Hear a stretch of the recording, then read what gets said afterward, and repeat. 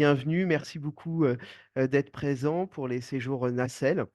On a l'habitude donc de proposer des webinaires avec différents thèmes et je l'évoquerai en fin de réunion, les autres thèmes, notamment avec des dates.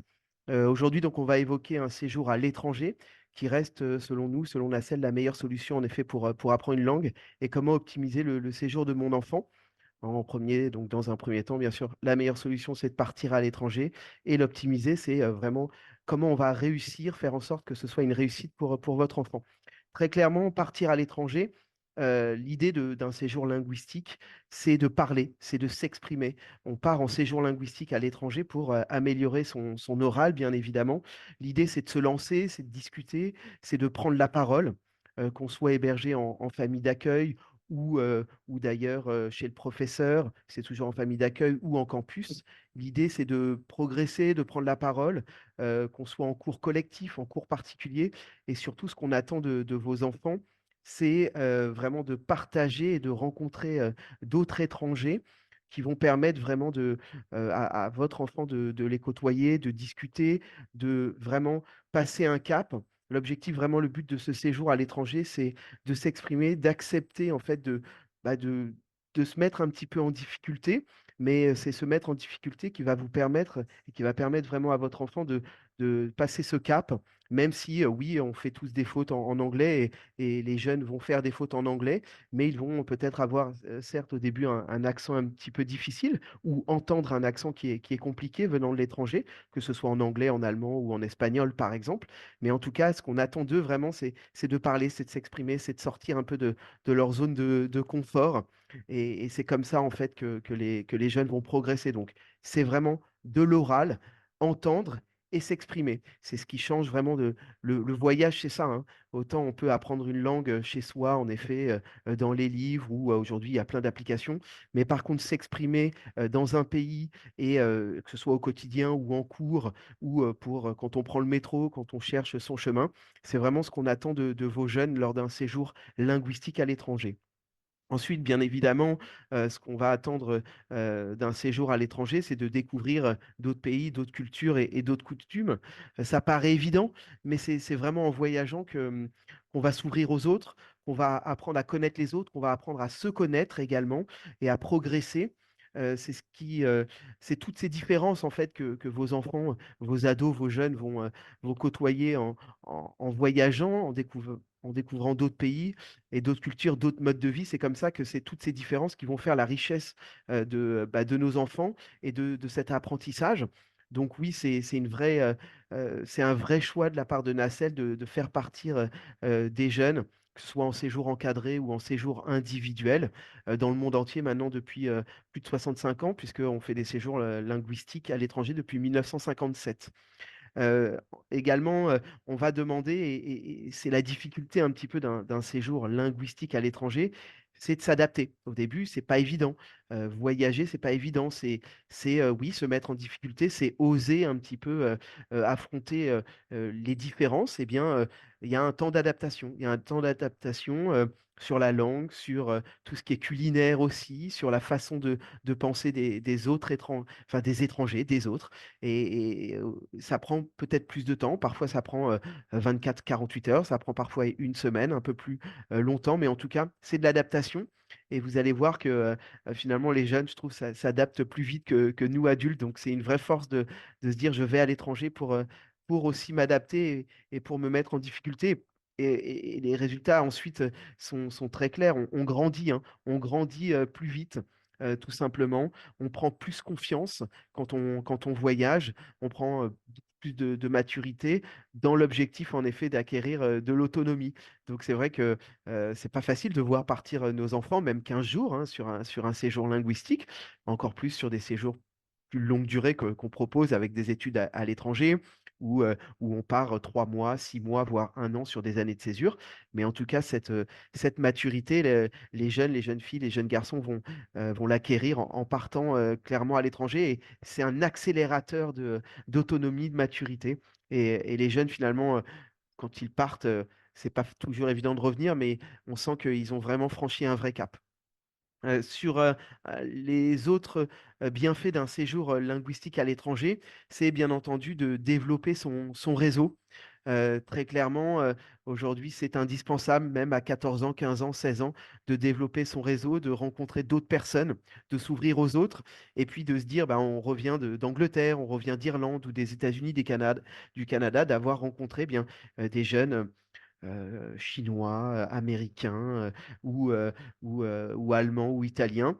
Ça va permettre en plus maintenant avec les réseaux sociaux de garder contact et de continuer vraiment à parler l'anglais, parler l'espagnol, parler l'allemand, parler la langue du pays qu'on a visité et ça, c'est très, très important pour la suite parce que, aujourd'hui, on est tous interconnectés, on est tous en ligne, donc forcément, on peut garder, plus facilement contact, qu'il y a, 15-20 ans.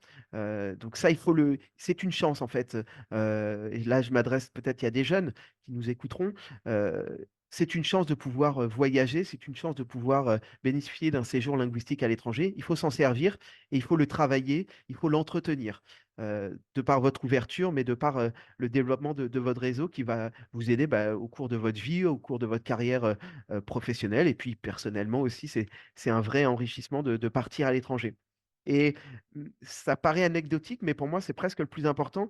On a tous, quand on a évoqué et quand on est parti en séjour linguistique à l'étranger, eu, de grands souvenirs en fait qu'on garde pour la vie.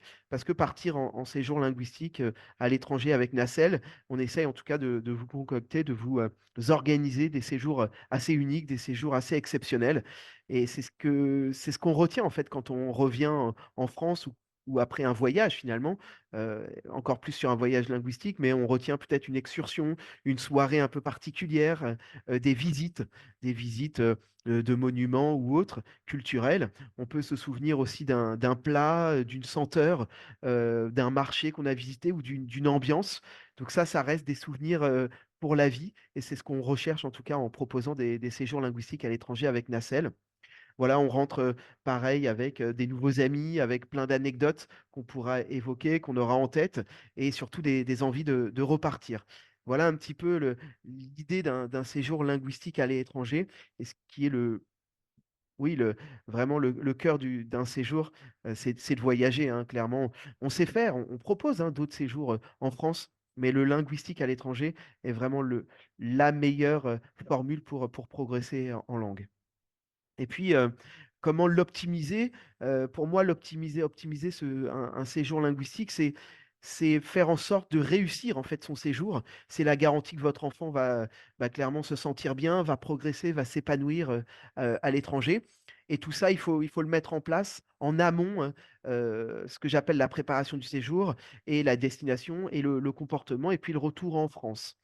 Très clairement, selon l'âge, hein, bien sûr, de votre enfant, qu'il ait 12 ans, 13 ans ou 17 ans, ça va pas être la même destination. Il faut aussi déterminer les objectifs, parce qu'il y a l'objectif de l'enfant, mais il y a aussi, nous, ce qu'on attend nous, on a toujours des souhaits qui sont un peu différents de nos enfants et puis il y a les besoins, les attentes de mon ado. Voilà, c'est une discussion que vous devez avoir, je pense, avec votre jeune, donc en famille pour discuter, mais pourquoi finalement je pars à l'étranger? Est-ce que c'est pour vivre des belles vacances? Est-ce que c'est pour progresser en anglais? Est-ce que c'est pour faire du sport? Est-ce que c'est pour tout simplement m'ouvrir, à d'autres? Voilà, déterminer un petit peu, ce que va vivre votre enfant, et puis choisir la durée, choisir le programme de langue. C'est est-ce que je prends des cours collectifs?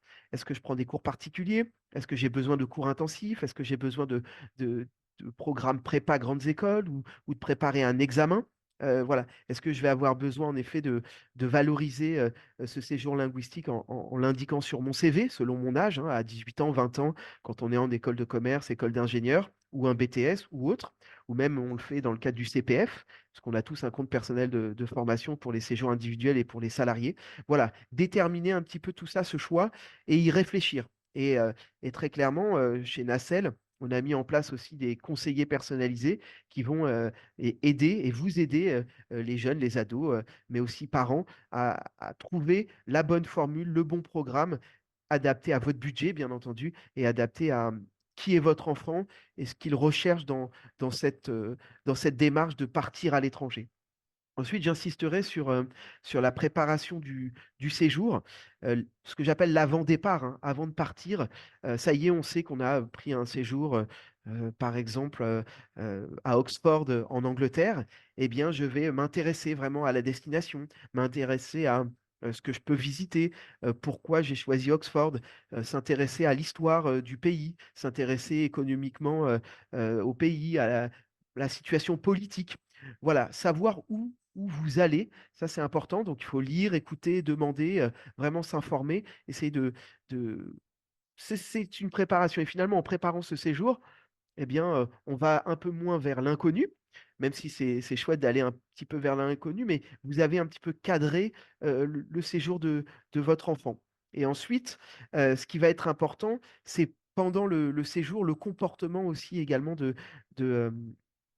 des jeunes parce que, vous allez voir qu'ils vont côtoyer des jeunes du monde entier. Donc ça, c'est très important. C'est ce qu'on attend. C'est parfois un groupe de Français, ça dépend un petit peu de la formule, mais on a aussi des fortes immersions, aux États-Unis, au Canada, en Irlande. Mais il y a parfois des groupes de Français qui partent et qui vont rejoindre d'autres jeunes étrangers. Et là, ce qu'on attend aussi du comportement d'un jeune Français, c'est pas facile, hein. Attention, tout ce que j'évoque n'est pas forcément évident, mais on attend à ce qu'il, aille vers les autres, c'est ce que je disais précédemment, et qu'il ne reste pas entre Français. En fait, ça, c'est un peu la facilité. C'est humain, hein, forcément, mais on attend à ce qu'il, aille vers les autres, qu'il ose, qu'il accepte de se mettre en difficulté, de sortir toujours ce que je disais de sa zone de confort.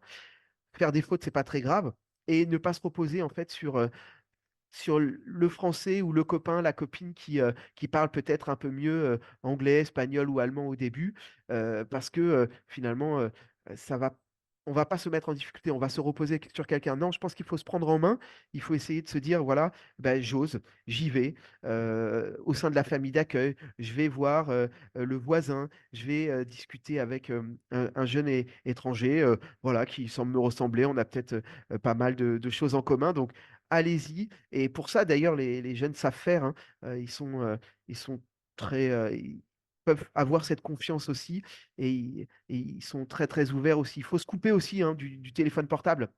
Ça, c'est pas toujours évident, mais c'est bien de temps en temps de couper le téléphone portable et de se dire: «Là, je suis en séjour linguistique, là, en famille d'accueil ou bien entendu sur les activités ou sur les sorties ou à un moment donné ou sur des temps morts et bien non, plutôt que de me renfermer sur mon téléphone portable, je vais, vers les autres pour discuter, pour rire, pour, partager une anecdote. Voilà, le début, on sait qu'il est, pas toujours, facile, mais finalement, on progresse vite et quand c'est parti, bah, on a envie justement de progresser, on a envie d'améliorer son vocabulaire, on a envie voilà, de pouvoir s'exprimer, en anglais et bon sur des séjours linguistiques à l'étranger, nous sur les petites vacances, on va proposer des séjours d'une semaine, sur Toussaint, février, Pâques.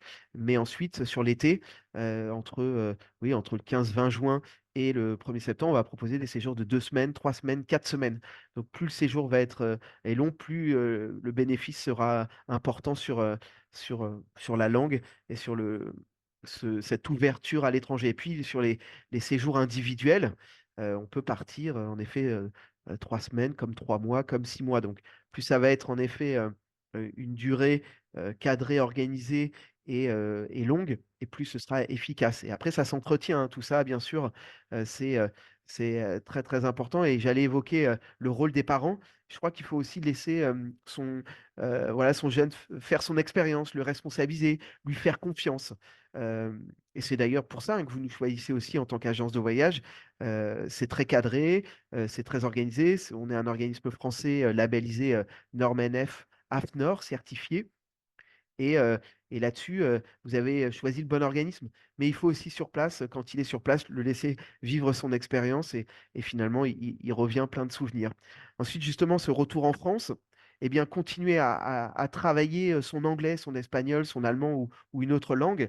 Ça, c'est très important. Il faut l'entretenir, il faut lire, il faut écouter, aller, bien sûr sur internet, se forcer à mettre, peut-être, les réseaux sociaux en anglais, à mettre une plateforme en anglais, sous-titrée en anglais. Voilà, ça s'entretient tout ça et regarder, des films, en effet des vidéos en version originale. Mais je trouve que les jeunes sont de plus en plus ouverts et c'est là-dessus, la globalisation, le fait de pouvoir jouer en ligne en anglais aussi permet d'entretenir, tout ça, cet anglais, et autres, parce qu'on parle essentiellement quand même de l'anglais. Il faut toujours entretenir son réseau ensuite. Peut-être évoquer en effet, choisir un autre séjour, avec Nacelle, trouver une autre destination, un nouveau programme pour partir en effet, au moins minimum une fois par an quand vous avez la possibilité, de le proposer, aux jeunes. Voilà un petit peu ce que je voulais évoquer sur la possibilité vraiment de partir à l'étranger. C'est le cœur de notre activité, c'est ce qu'on sait faire, de mieux chez Nacelle. Voilà, je vais pouvoir ouvrir, les micros. Vous allez pouvoir échanger un petit peu avec moi si vous aviez des questions. Les prochains webinaires, on en a en fait, 7 au total.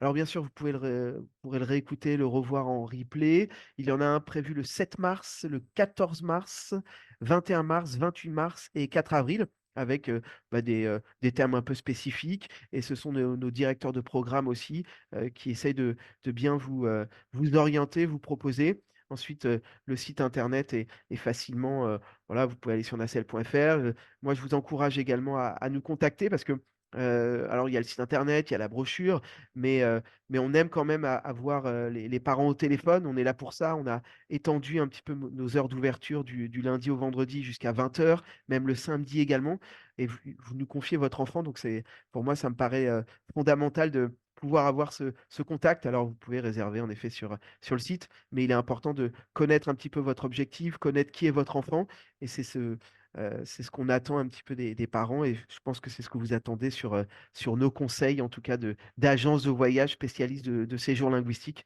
depuis, pas mal de temps maintenant.